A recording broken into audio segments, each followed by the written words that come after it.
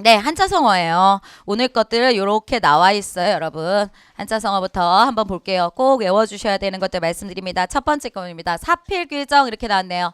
일사, 이거는 일사라고 하기도 하고요. 모두사 이렇게 하셔도 돼요. 모두사 이렇게 하셔도 됩니다. 그래서 모든 일에는 반드시 바른 길로 돌아간다. 모든 일들은 반드시 바르게 돌아갈 것이다. 세상의 모든 일은 반드시 바른 길로 돌아간다. 사필규정이다. 이렇게 나옵니다, 여러분. 사필규정이다. 그죠? 많이 사용해요. 많이 사용합니다. 지금은 악한 자가 이길지 몰라도 언젠가 바른 길로 똑 돌아간다고 사필규정이라고 이렇게 말할 때 굉장히 많이 나오고 사극 같은 데서 많이 나오죠. 이 작품은요, 이거는요, 어디서 많이 나오냐면요, 고전 소설 중에서 사씨남정기라는 작품이 있어요, 여러분. 사씨남정기라는 작품이 있어요. 이게 뭐냐면 교씨와 사씨의 이야기 이렇게 나오는데 이거는요 완벽하게 장희빈하고 인현왕후 이야기예요.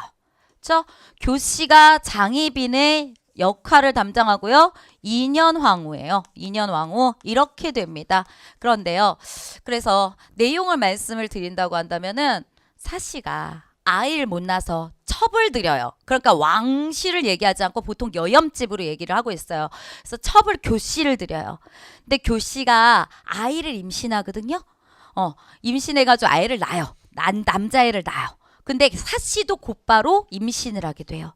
근데 실제로는 안 그러죠. 실제로는 인현왕후가 아이를 못 낳죠. 근데 임신을 하게 돼요. 교씨는 그게 너무 싫은 거야. 왜? 자기 아들이 이제 서자가 될 거니까. 모든 재산을 물려받아야 되는데. 그러다 보니까 어떻게 하나 사씨를 모함해서 사씨를 내쫓고 그리고 그 아들도 갖다 버려요. 갖다 버려요. 죽이라고 그랬는데 차마 죽이지 못해가지고 그 아래에 있는 애가 물에다 띄어서 이렇게 내려보냅니다. 강물에 내려보내요.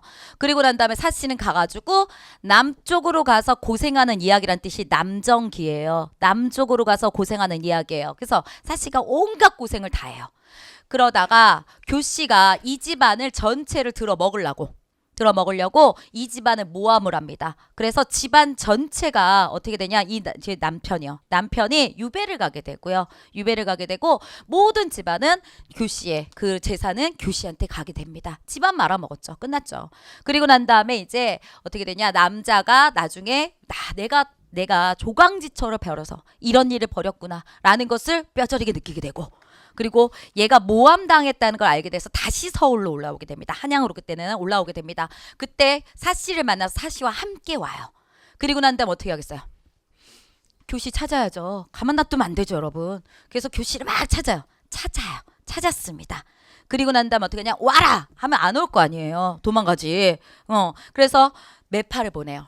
매파를 보내가지고 우리 대감마님이 지금 있는데 지금 부인께서 너무 아파서 누워 있다. 그러니까 우리 대감님이 이제 그 후사를 만들기 위해서 지금 첩을 드리려고 하는데 너 들어올 생각 없냐? 그랬더니 얘가 생각하는 거죠. 내가 저번에도 한번 가가지고 첩으로 가서 부인의 대열까지 올렸는데 요번에 또 그러면 되겠다라고 생각하면 되게 기쁜 마음으로 들어가요. 근데 가면서 봤더니 이상해. 옛날에 갔던 그 집 쪽으로 가고 있는 거예요. 그래서 이게 뭐냐? 이상하지 않냐? 그랬더니 그 집은 유배를 갔고 그래서 우리 대감마님이 그 집 샀다 이래요. 아직 유배에서 풀린 걸 몰라요. 그래서 그 집에 이제 갑니다. 그러면서 혼자 되게 흐뭇해요. 내가 똑같은 집에서 두 번이나 부인이 될 수 있겠구나. 그럼 되게 좋아하면서 갑니다. 되게 좋아하면서 들어가요. 그리고 딱 들어갔더니 어떤 일이 벌어지느냐? 그 집안에 유씨 집안 모든 친인척들이 다 있는 거예요. 딱 들어가고 딱 내렸는데 이렇게 되는 거죠. 그래서 거기에 유씨가 남편이었던 사람이 나와가지고 얘기합니다. 첫째, 그 사람의 제목을 다 얘기하는 거야. 첫째, 둘째, 셋째, 넷째 쫙 얘기해요. 그리고 난 다음에 이 모든 죄를 다 합쳐서 너를 갖다가 가만두지 않으리라. 그래서 어떻게 하냐면은 심장을 도려내서 심장을 빼서 죽여라 라고 말을 해요. 그랬더니 착한 교씨가 아니죠. 착한 사씨여야죠. 착한 교씨면 안 되지. 착한 사씨가 나서요. 서방님 그래도 한때 우리 말하는 거죠. 한때는 당신의 부인이었고 그랬는데 한 남자를 우리가 섬겼던 사람인데 그렇게 죽이는 거는 너무 하오니 시시는 그래도 시치시는 보존케 하옵소서라고 말합니다. 뭐예요? 죽여라. 그 대신 모래나 신체는 보존하게 해줘라. 라고 해가지고 네 심장을 빼진 않고 하여간 죽여요. 그래서 꽤 죽었습니다. 그리고 난 다음에 이제 사씨가 있는데 이제 사씨는 잘 살고 있었죠. 그러다가 또다시 사씨가 얘기해요. 뭐라고 하냐면은 지금 이런 상황이 벌어졌는데 근데 우리가 자기 아들도 없고 지금 그러니까 또다시 첩을 들이래요. 정신 나갔어요. 이해가 안 가, 이해가. 그래서 첩을 들여요. 처음에는 유씨가 뭐라고 하냐면 남편이 싫다 그래요. 저번에도 그랬는데 무슨 뭐 또 들이냐 그랬더니 아니래. 들이제. 그래서 또 들여요. 임씨를 데리고 들어와요. 근데 임씨가 남동생을 같이 데리고 들어와요. 남동생을 뭔가 느낌이 오시죠? 느낌이 와야 돼요. 남동생을 데리고 들어와요. 그래서 같이 있는데 남동생이 이제 똘똘한 애예요. 그런데 유모가 이게 어렸을 때 유모가 막 이렇게 있다가 남동생을 보고서는 너무 똑같은 거야. 누구랑 똑같냐면 옛날 사시의 아이랑 너무 똑같이 생긴 거예요. 그래서 물어봅니다. 혹시 너 걔 아니냐? 사시 아들 이나 아니냐? 라고 물어요. 그랬더니 얘가 말합니다. 유모 이제 알았어? 이렇게 말을 해요. 이거 말도 안 되는 거예요. 왜냐면 태어나자마자 거의 버려졌거든요. 그랬는데 유모 이제 알았어? 내가 당신들이 나를 알아줄 때까지 내가 기다렸어. 뭐 이런 얘기를 해요. 근데 유모가 막 뛰어가 사시한테 말하고 사시가 막 달려와가지고 네가 내 아들이더냐? 그랬더니 어머니 이제 알았습니까?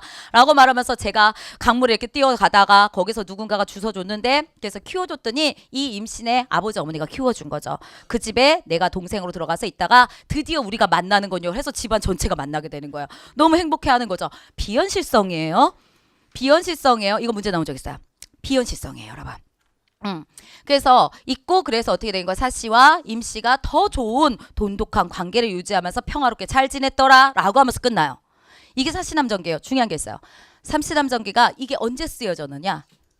장희빈이 중전이었을 때 쓰여졌어요. 근데 누가 봐도 장희빈이 교시잖아요. 근데 결론이 났죠. 어떻게 결론 났어요? 죽는다잖아요. 그죠? 그리고 자기는 사악한 여자로 지금 막 표현이 돼 있잖아요, 여러분. 미치죠. 장희빈의 측에서는 지금 미치는 거예요. 이 책이랑 책을 다 수거해가지고 여러분 다 불태우고 금서로 만들고 별짓을 다 했어요. 그런데 보지 말라면 더 보고 싶어요, 사람들은요. 그죠? 이게 막 퍼져나갑니다. 퍼져나가고요. 난리가 납니다. 그래서 맨 처음에 사실한적이 진짜 신기한 책이에요. 국문소설이에요. 왜? 백성들의 의견, 여론을 모으기 위해서 쓴 거예요. 그래서 한글로 썼어요, 여러분. 한글 소설이에요. 그런데 얘가 나중에 한문으로까지 쓰여진 아주 특이한 소설입니다. 소설은 보통 한문으로 쓰여지고 많이 사람들이 읽다 보니까 국문으로 한글로 쓰여지거든요. 근데 이건 거꾸로예요. 그래서 국문으로 쓰여진 그런 것이 한문 소설까지 가게 돼요. 그래서 이 한문 소설이 어디까지 들어가게 돼요? 궁에까지 들어가죠. 궁까지 들어가요. 그런데 궁에 들어가서 누가 읽게 돼요? 숙종도 보게 됩니다. 근데 이미 숙종은 이 소설이요 널리 파다하게 많은 백성들이 읽고 있다는 거 아는데요. 근데 그거에 동참하지 않아요. 금서로 만들어라 다 잡히면 가만두지 않으리라고 말하지 않아요. 말하지 않습니다. 어떠한 얘기도 하지 않아요. 입장도 표명하지 않습니다. 일단 이미 이때부터 마음이 돌아선 거예요. 그래서 나중에 이 책이 한몫을 했다라고 얘기를 하거든요. 그래서 나중에는 어떻게 돼요? 이 책의 내용과 똑같이 되겠죠, 여러분. 그래서 어떤 식으로 해야 돼요? 장희빈이 나중에는 뭐가 돼요? 중전에서 패해지고 희빈이 되는 것이고 인연왕과 다시 들어오게 되는 큰 역할을 한 소설이 바로 이겁니다. 이 소설의 주제가 사폐규정입니다, 여러분.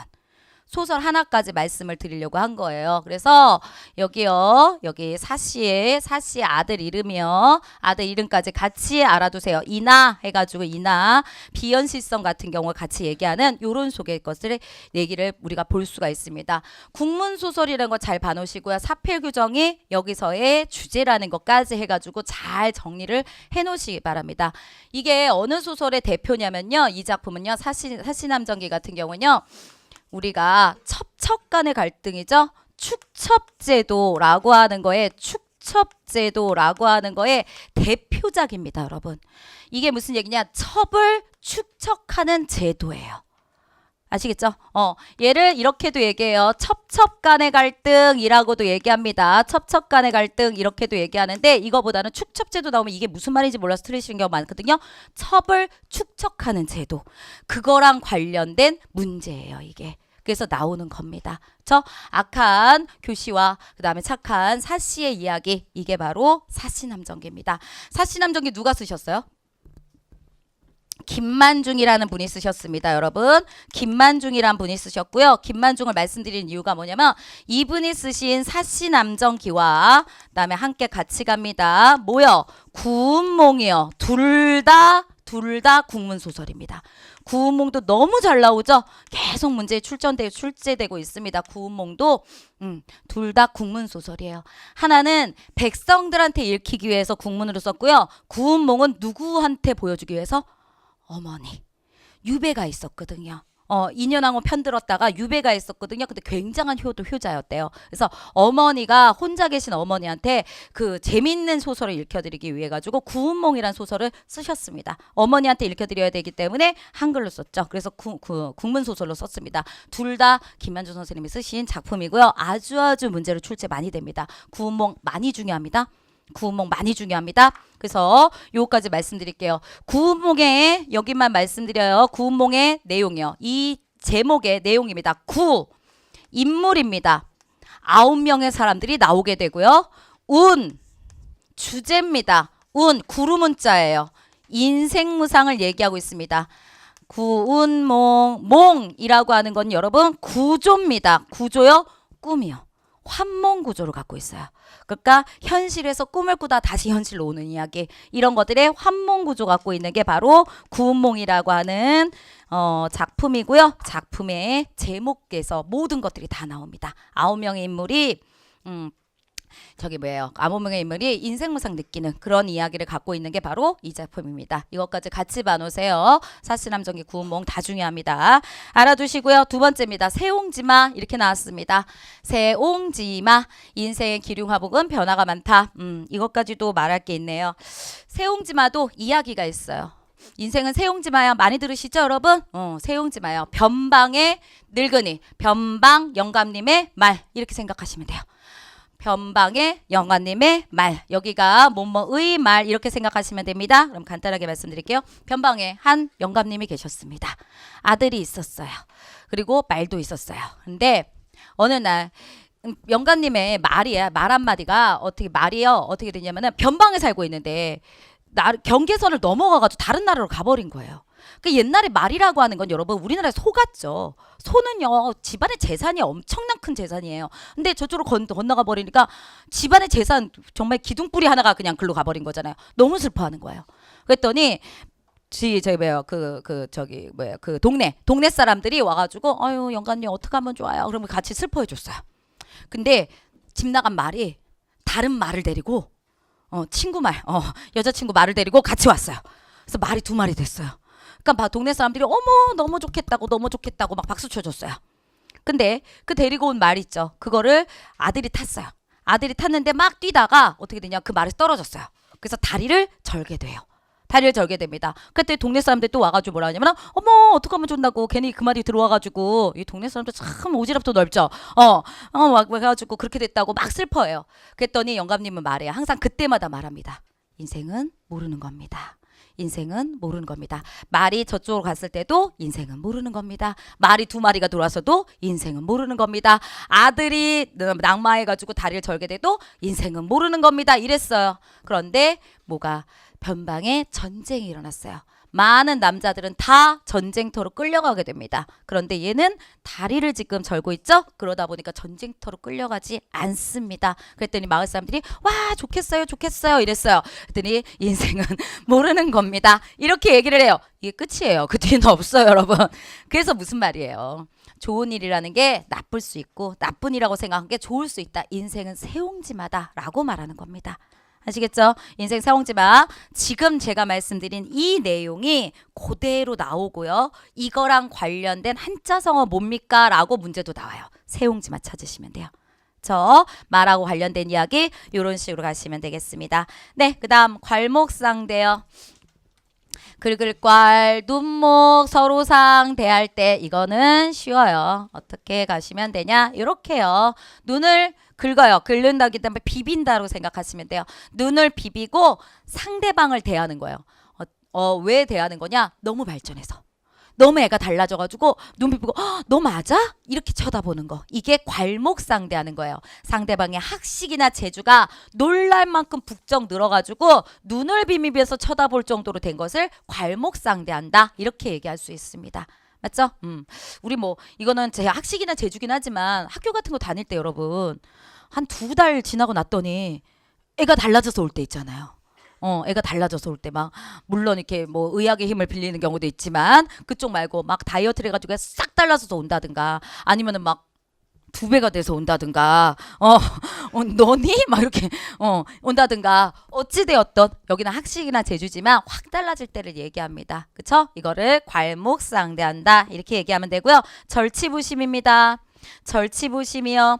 이 절치부심은 잘 봐놓으세요. 왜냐면 한자가 살짝 어려워서 얘가 조금 나오더라고요. 그래서 끊을 절, 이치, 썩을 뿌, 마음씨. 여기는 뭘 얘기하냐면 너무 분해서 마음이 끊어지는 것 같고요. 그다음에 여기에요. 이를 갈고요. 그 다음에 마음이 썩고요. 이가 끊어지는 것 같다. 이렇게 표현하시면 됩니다. 둘 다 이렇게 할게요. 이가 끊어지는 것 같고 마음이 썩는 것 같다. 이렇게 얘기할게요. 이를 갈고 그 다음에 속을 썩인다. 이가 끊어지는 것 같다. 아니면 이를 간다 이렇게 표현하시면 되겠죠. 어찌되었던 이를 갖다가 끊는 듯한 느낌, 마음이 썩는 듯한 절치부심한다. 막 분해가지고 어찌할지 몰라가지고 그걸 갚으려고 속을 내가 막 썩고 있는 그 상태, 이걸 절치부심이라고 한다. 보시면 되겠습니다. 오늘 4개 다 중요합니다. 오늘 4개 다 중요합니다. 반드시 알아두시기 바라겠습니다.